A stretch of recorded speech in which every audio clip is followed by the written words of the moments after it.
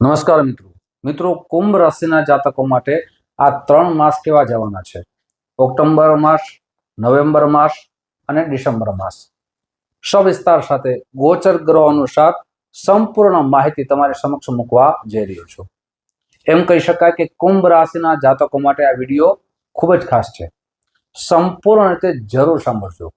કયા માસમાં આપને નુકસાનથી બચી શકો, સાથે કયા માસમાં લાભ થવાનો છે અને વિશેષ ઉપાય આપણે આજ તમારી સમક્ષ રાખવા જઈ રહ્યા છીએ.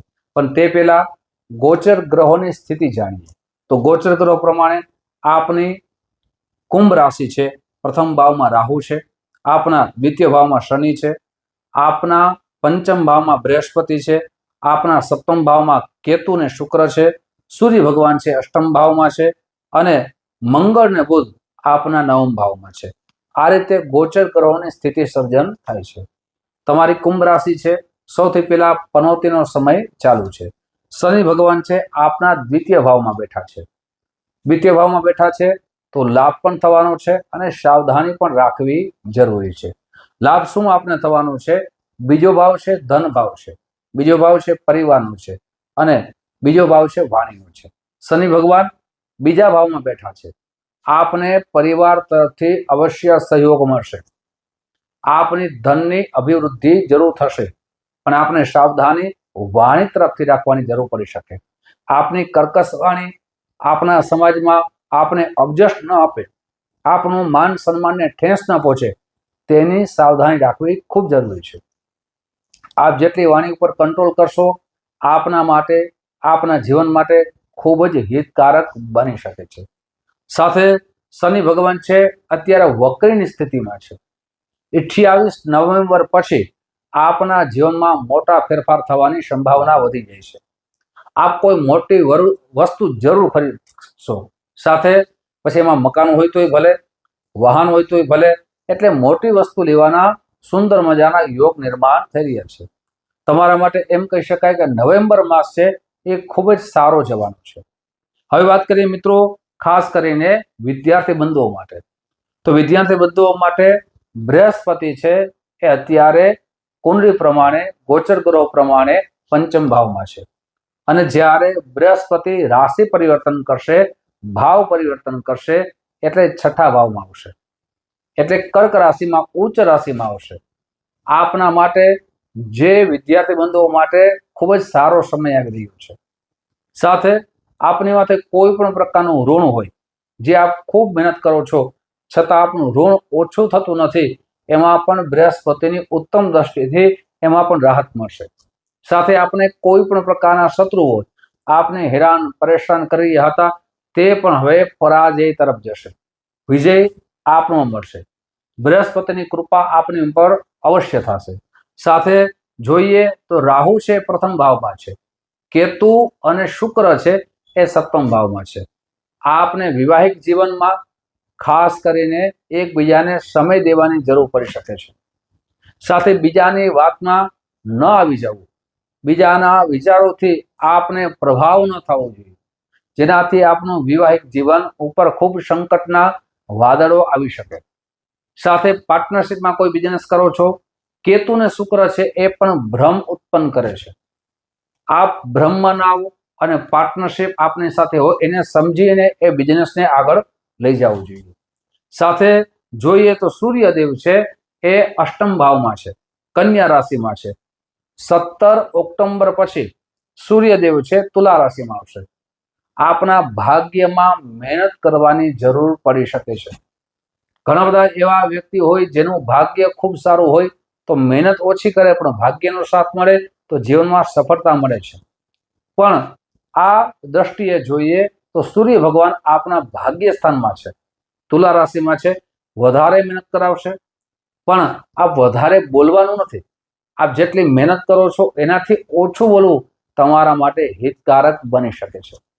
સાથે જ્યારે શનિ ભગવાન વક્રી થશે, વક્રીની ચાલ ચાલે છે, જ્યારે માર્ગી થશે ત્યારે તમારા જીવનમાં ઓનલાઈનથી આપ કોઈ બિઝનેસ ચલાવતા હો, ઓનલાઈનનો કોઈ આપ નોકરી કરતા હો, આ પત્રકાર હો, તો તમારા માટે ખૂબ જ સારો સમય આવી રહ્યો છે.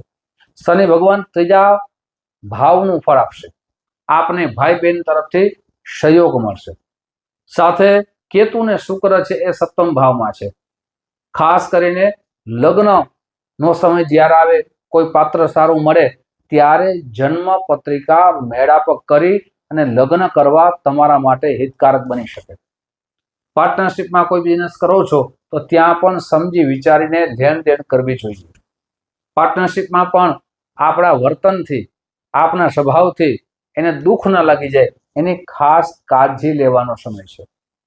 સાથે જોઈએ વિદેશમાં કોઈ વ્યક્તિ બિઝનેસ કરે છે તો વિદેશમાં કોઈ બિઝનેસ કરવાથી એનો વધારે પ્રગતિ થશે. સાથે જોઈએ તો બૃહસ્પતિની દ્રષ્ટિ તમારા માટે લાભકારક બની શકે. મિત્રો, ભાગ્યની વાત કરીએ અને કેરિયરની પણ વાત કરીએ. જે ગ્રહો રાશિ પરિવર્તન કરશે, જ્યારે જ્યારે રાશિ પરિવર્તન કરશે તમારા જીવનમાં પણ પરિવર્તન આવી શકે છે. રાહુ કેતુ પ્રથમ ભાવ અને સપ્તમ ભાવમાં છે. પ્રથમ ભાવ છે સ્વયંનો છે. કોઈ પણ નિર્ણય કરીએ એ સમજી વિચારીને કરીએ તો એ નિર્ણય સાચો અને સફળતા તરફ લઈ જઈ શકે છે. આપના જોઈએ તો જે ગ્રહોની સ્થિતિમાં માતા તરફથી આપણે કાળજી લેવાનો સમય આવી શકે છે. માતાને નાની બીમારી હોય તો એની દવા સમય સાથે લેવી જોઈએ, એની સારા ડોક્ટર પાસે તપાસ કરાવવી જોઈએ અને વિવાદમાં ન પડવું જોઈએ. આપ જેટલો વિવાદમાં પડશો તો આપના માટે જે સંબંધો છે એ તૂટી ન જાય એની ખાસ કાળજી લેવાનો સમય છે.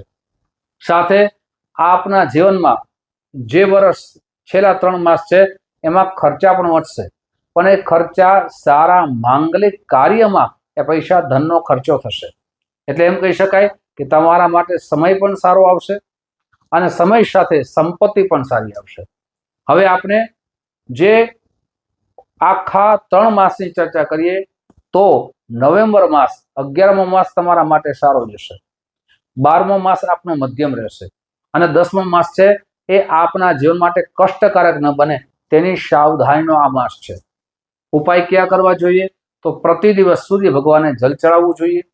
સાથે પક્ષીઓને અવશ્ય દાણા નાખવા જોઈએ. ગરીબોની સેવા કરવી જોઈએ અને શનિ ભગવાનનો બીજ મંત્ર છે એની રોજ 2 થી 3 માળા અવશ્ય કરવી જોઈએ. ઓમ પ્રામ પ્રીમ પ્રોમ શઃ શનિશ્ચરાય નમઃ. સાથે ખાસ કરીને સૂર્ય ભગવાનને જલ ચડાવો તો લોટાની અંદર પુષ્પ પધરાવવું જોઈએ, ચંદન પધરાવવું જોઈએ, ચોખા પધરાવવું જોઈએ અને પછી સૂર્ય ભગવાનને જલ આપવું જોઈએ. રવિવારના દિવસે આદિત્ય સ્તોત્રનો પાઠ અવશ્ય કરવો જોઈએ. મિત્રો, આ રીતે કરશો તો તમારા જીવનમાં ભગવાનની કૃપા પણ થશે, ગ્રહોની કૃપા પણ થશે. મિત્રો, આવી જાણકારી તમારી સમક્ષ મૂકતા રહીશું. જો પહેલી વખત આ ચેનલ જોઈ રહ્યા હો તો સબસ્ક્રાઇબ અવશ્ય કરી લેજો. અને જે પણ ચર્ચા કરીએ છીએ એ ગોચર ગ્રહો અનુસાર કરીએ છીએ. આપને આપની કુંડળી વિશે જાણવું હોય તો નંબર દેવામાં આવ્યા છે. આ નંબરમાં આપ સંપર્ક સાધી શકો છો. સંપર્ક કરવાનો સમય સવારે 10 વાગ્યાથી લઈ બપોરના 1 વાગ્યા સુધી છે. સાંજે 5 વાગ્યાથી લઈ રાત્રે 9 વાગ્યા સુધી છે. ઓનલાઈન જન્મકુંડળી બતાવ્યું હોય તો તમારું નામ, જન્મ તારીખ, જન્મ સમય, જન્મ સ્થળ આ વોટ્સઅપ નંબર મોકલી આપશો. સુનિશ્ચિત દક્ષિણા મોકલી આપશો. આપને કુંડળી મોકલવામાં આવશે. સાથે કુંડળી વિશે આપના જે પણ સમસ્યા હશે, પ્રશ્નો હશે એના શાસ્ત્રોક્ત અને સરળ ઉપાય બતાવવામાં આવશે. મિત્રો, ફરીથી મળશું. આપ સૌને મારા જય શ્રી કૃષ્ણ. મહાદેવ હર.